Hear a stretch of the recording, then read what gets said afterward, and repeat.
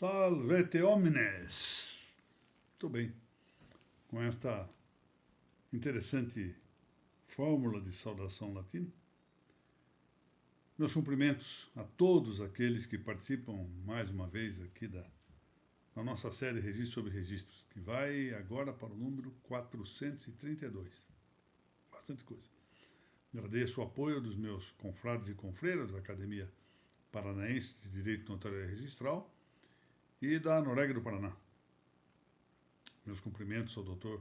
Matheus Afonso Viro da Silva, presidente dessa importante entidade paranaense. Pois bem, hoje vamos tratar da averbação de subrogação de dívida et reliqua. Coisa longa. Vamos ver adiante. A Lei 14.382, 14.382, de 2022, é uma lei que trata do Sistema Eletrônico dos Registros Públicos, SERP. Foi essa lei que deu a redação atual do item 30 do inciso 2º do artigo 167 da nossa Lei de Registros Públicos. Item 30, daquela série do inciso 2º que trata dos atos de averbação. Esse item 30, na verdade, já havia sido incluído na Lei 6.015, a nossa Lei de Registros Públicos, com uma lei de 2012, a Lei 12.703. E depois alterou-se seguidamente com uma lei de 2013, a Lei 12.810, e com a medida provisória 1.085 de 2021. Bom, qual é o núcleo dessa previsão da Lei 14.382? Enfim, é a lei que trata da redação atual desse item 30. Bom, o núcleo dessa previsão se remete ao artigo 31 da Lei 9.514, de 1997, e ao artigo 347 do nosso Código Civil Brasileiro de 2002. Esses dois dispositivos, o da Lei 9.514, artigo 31, e o do Código Civil, artigo 347, referem-se ambos à subrogação convencional.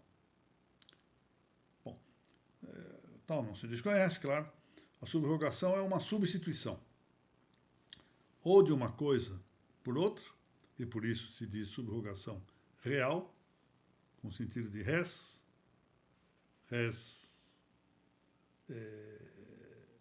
rei, não é? Palavra de quinta declinação do latim, significando coisa, ou substituição de uma pessoa por outra. Então, tem-se a chamada subrogação pessoal. Assim é que a subrogação é uma, como eu disse, substituição de coisa por outra coisa, ou de pessoa por outra pessoa. Embora aqui venha ponto relevante para que nós não generalizemos essa matéria, nem toda substituição real e pessoal seja uma subrogação. Então, vamos ver alguns exemplos. Na compra e venda de um imóvel, substitui-se o titular de domínio, né? O vendedor deixa de ser o titular do domínio, o comprador é que passa a ser. Mas isso não se atribui ao termo subrogação. Outro exemplo, na sucessão mortis causa, o herdeiro não se diz que se subroga ao autor da herança, mas ele, na verdade, substitui. Então, é um problema de uso, de terminologia, de aplicação ou não aplicação de um termo a dadas situações. Eu aqui, antes de prosseguir, porque não é caso de, num estudo breve, como o que nós estamos fazendo aqui, examinarmos as modalidades peculiares que justificam denominar ou não uma substituição com o nome de subrogação, bastando-nos aqui avistar a menor extensão que o conceito de subrogação possui em confronto com o de substituição, eu peço licença para recomendar, quanto ao capítulo da subrogação, a leitura de um autor português magnífico. Nessa parte, sobretudo, foi das coisas que melhor li. No Direito das Obrigações, do livro do professor Inocêncio Galvão Teles. Inocêncio Galvão Teles, Direito das Obrigações. Ela tenho me valido muito dessa obra aqui, exatamente nesse nosso estudo. O nosso Cláudio Bevilacqua, agora deixando o autor português e vindo ao nosso grande Cláudio Bevilacqua, comentando o artigo 985 do Código Civil Brasileiro de 1916, curiosamente limita-se a uma das espécies da subrogação. Ele não trata da subrogação real, trata apenas da pessoal. E do próprio conceito que ele emite de subrogação se percebe claramente isso, porque ele diz que é a transferência dos direitos do credor para aquele que solveu a obrigação ou emprestou o necessário para solvê-la. Portanto, é só a pessoal de que se trata. Bom, o que ocorre?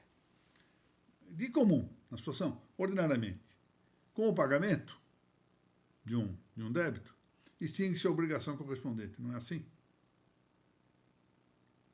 Se eu compro um pãozinho na padaria, tenho o dever de pagar o pão que eu estou comprando, paguei, acabou, extinguiu-se a obrigação.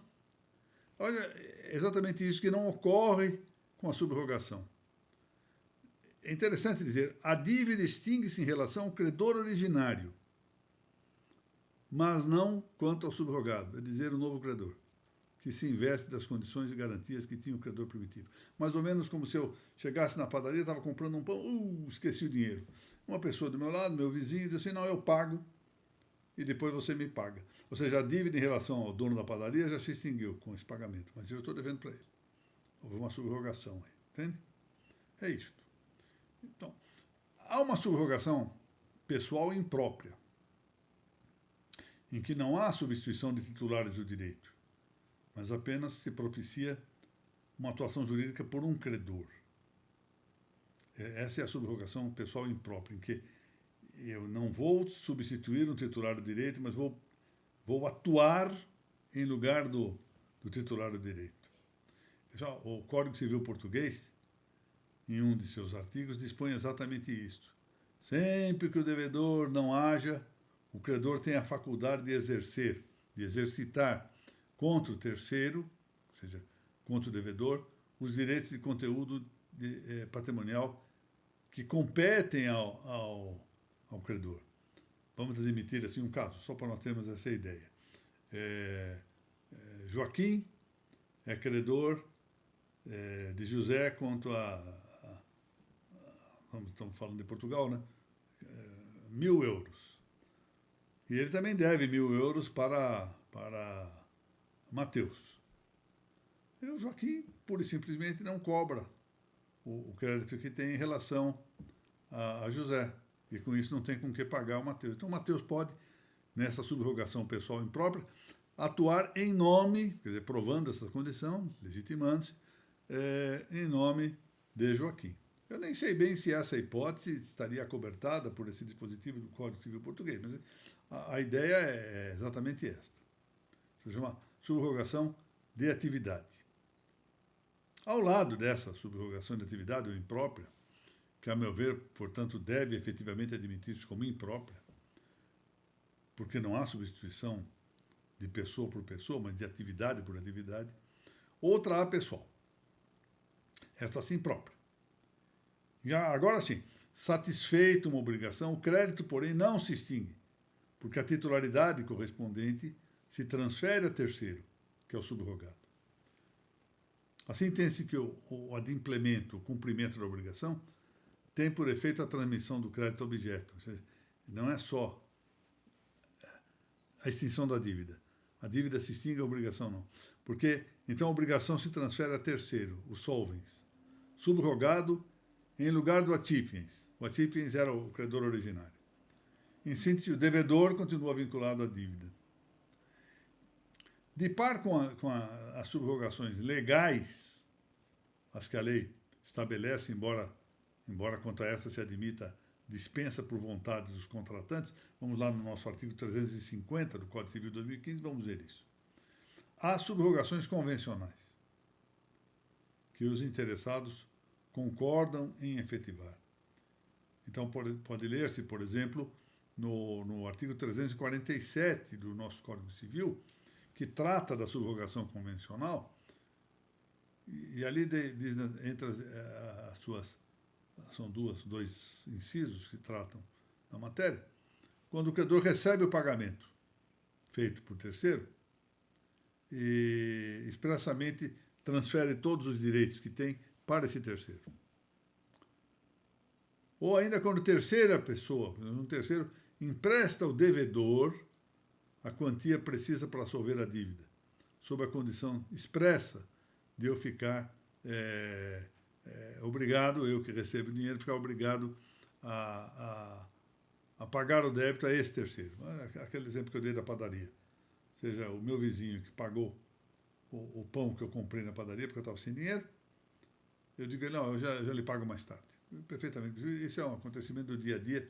Nós fazemos subrogações frequentes, não é? O artigo 31 da Lei 9.514, dispositivo que eu mencionei ao início dessa nossa exposição, diz também isso, que o fiador, aí refere-se ao fiador também, um terceiro, desde que interessado e que pagar a dívida, fica subrogado de pleno direito no crédito, e aí a Lei 9.514 trata desse assunto, na propriedade fiduciária. E diz ainda no parágrafo único que nos casos de transferência de financiamento para outro estabelecimento ou instituição financeira, então, esse pagamento da dívida à instituição que era a credora primitiva, a credora original, poderá ser feito a favor do mutuário, pela nova instituição credora. Então, a nova instituição credora, que é a subrogada, tem, portanto, legitimidade para pagar em favor do mutuário. Bom, portanto, dessa subrogação pessoal, de caráter convencional e não legal, que trata o item 30 do inciso 2º do nosso artigo 167 da Lei de Registros Públicos. Esse dispositivo dispõe acerca de um averbamento. Essa lista do inciso 2º trata disso. Opção do legislador, porque nem sempre era caso de averbamento, né? Nem sempre seria caso de averbação nessa lista, mas o legislador escolhe assim e pronto. O Dr. Narciso Orlando Neto, certa vez, definiu isso muito bem. O que é averbação? Como se distingue do registro? Bom, a averbação é o que o legislador diz que deve ser feita nos registros, e se distingue do registro porque o legislador quer que seja assim, porque desapareceram os critérios. Já não há mais critérios doutrinários. As várias leis foram surgindo e as palavras ficaram, digamos, intercambiáveis, registro e averbação. Mas como quer que seja, esse item 30 do inciso 2º do artigo 167 trata da averbação da subrogação da dívida, da garantia fiduciária, hipotecária e da alteração das condições do contrato em nome do credor que venha assumir essa condição. E aí sim se menciona o artigo 31 da Lei 9.514, como nós já fizemos ver, e do artigo 347 do nosso Código Civil de 2002. Bem, pois então, que embora com a previsão de esse dispositivo determina elaborar ato único, ou seja, uma única averbação, embora seja assim, unitariedade do ato registral, são 3 os títulos desse averbamento. São 3 títulos, em sentido material, para o averbamento. O de subrogação da dívida, incluindo a acessória subrogação da garantia fiduciária ou da hipoteca, e o da alteração de condições contratuais. Então, são 3 coisas, 3 títulos, pode ser objeto de um único instrumento formal, isso é outra história. 3 títulos, sentido material. E essas 3 coisas são objeto de um ato único no registro. Então, formalmente, o documento a apresentar-se para os fins da inscrição imobiliária, no nosso caso, para os fins do averbamento, previsto no item 30 do inciso 2º do artigo 167 da nossa Lei de Registros Públicos, esse documento deve confirmar a substituição subrogatória pelo credor originário e pelo mutuário. Mas, além disso, o texto legal ressalva a hipótese de cessão de crédito ou de subrogação da dívida resultantes de transferência do financiamento com garantia real sobre o imóvel. Aqui, remetendo-se novamente à Lei 9.514, aí no capítulo 2º-A dessa lei. Que é essa ressalva? Essa ressalva concerne ao refinanciamento imobiliário. Portanto, esse refinanciamento está apartado da previsão geral do item 30 do inciso 2º do artigo 67 da nossa Lei de 2015 e, portanto, a hipótese de transferência de dívida de financiamento imobiliário com garantia real tem uma série de requisitos para a sua validade na Lei 9.514 e está remetida a um outro item do inciso 2º do artigo 167. Essa matéria nós vamos ver mais à frente ao tratarmos desse item, que é o 35. Por agora, é o que basta para a referência que tínhamos de fazer ao averbamento, não é, da subrogação da dívida, com acessória subrogação da garantia imobiliária da hipoteca e da alteração de condições contratuais. Nada muito, enfim, complicado, mas que apresenta as suas peculiaridades. Eu torno a agradecer a todos aqueles que participaram de mais este nosso encontro, da série Registro sobre Registro. São 400 e tantas aulas, né? Coisa realmente que impressiona. Né? Eu falei as 432, mas acho que era 431, acho. É que eu me equivoquei. E queria também agradecer mais uma vez a Noréga do Paraná por ter hospedado essa nossa série, já há bastante tempo, e igualmente a nossa Academia Paranaense de Direito Notarial e Registral. Vamos a cada semana um pouco, dando a nossa contribuição para a doutrina notarial e registral brasileira. Uma forma de estimular. Aliás, ontem mesmo avisou-me meu querido amigo e colega da magistratura, o Dr. José Modesto Passos, que alguns juízes estão tirando proveito de algumas disposições das claves notariais e registrais na parte relativa à determinação jurídica de que ali estou tratando. Estão muito satisfeitos com aquilo, eles próprios estudando esse assunto. Então, é uma forma também, esses nossos encontros de registro e notas, aqui na série de registros sobre registros, mas nas claves, notas e registros.